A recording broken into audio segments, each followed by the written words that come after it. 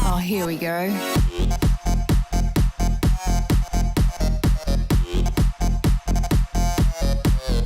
Tits.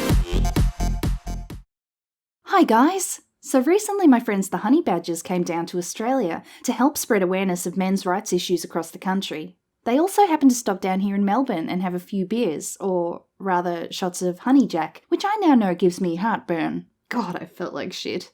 Yes, I am aware that I'm a lightweight, and will now forever be labelled by Doge as a cheap date. I don't feel comfortable hitting on drunk bitches. I didn't use bitches in a derogatory sense, you did. It was so nice to meet them all, and I would have loved to meet Karen as well, but unfortunately she had to head back. They were all such warm, lovely people, and Bering even had the opportunity to make a song with Dr. Randall McCam, which you can check out on both his Bering and Patrick channels.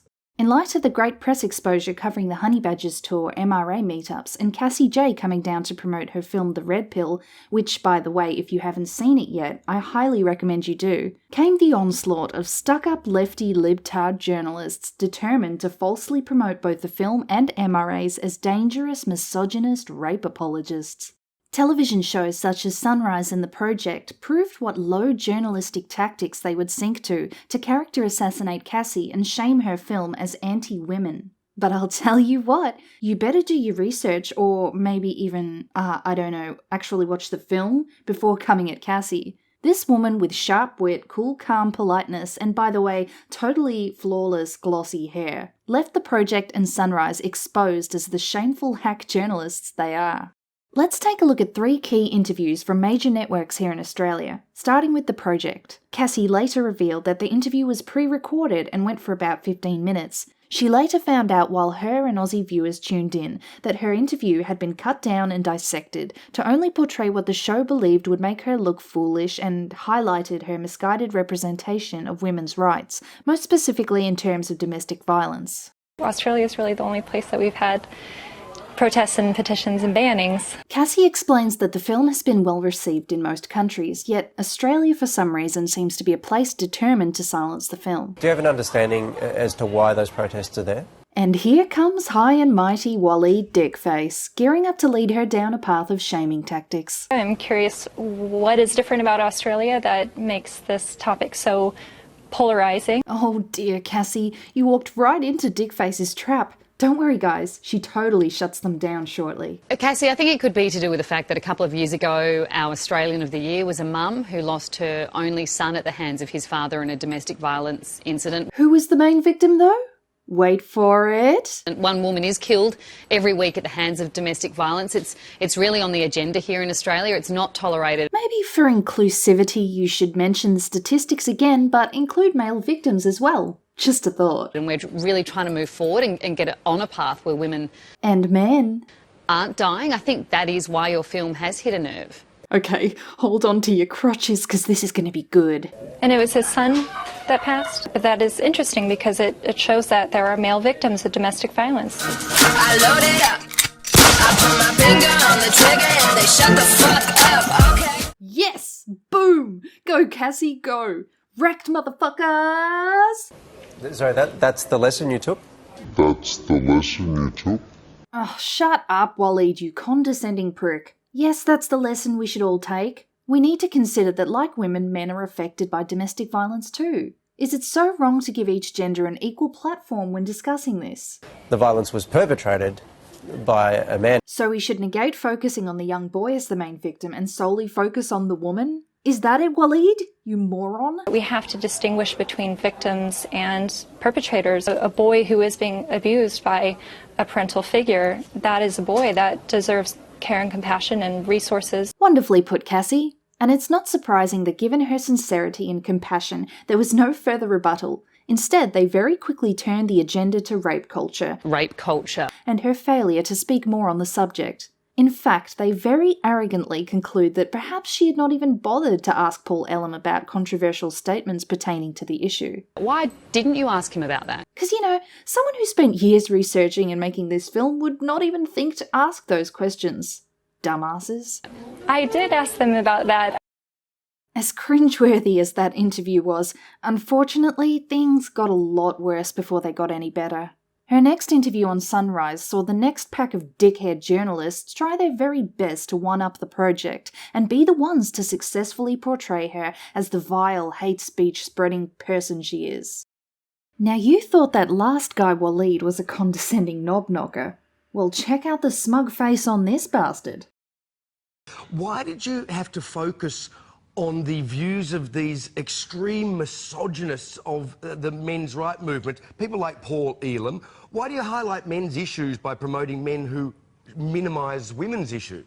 Very ignorant statement there. Men's rights activists are not getting together to plot the downfall and oppression of women. They simply want a fair and equal opportunity to have issues men face heard and taken seriously, without bitch-faced feminists trying to shut them down at every turn. The very fact that feminists have campaigned so vigorously here in Australia to silence this film shows a great reason as to why the men's rights movement exists in the first place.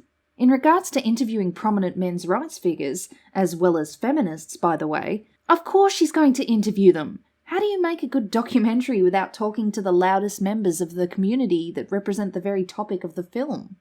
Have you even watched the movie? Did you see the film? Well, we saw as much as we could because your publicist wouldn't send us the full thing. Oh, keep whacking yourself off, you cockhead. Bullshit. I sent you the screener link actually to the full film. Yeah, at 9 o'clock last night. You rude fucking bastard.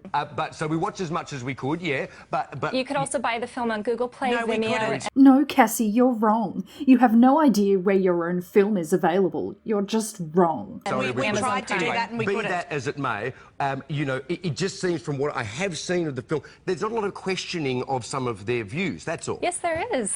Yes, there is. Maybe you should just shut the fuck up and stop being a self-entitled dickhead and watch the whole film before you interview someone about the moral standings within it.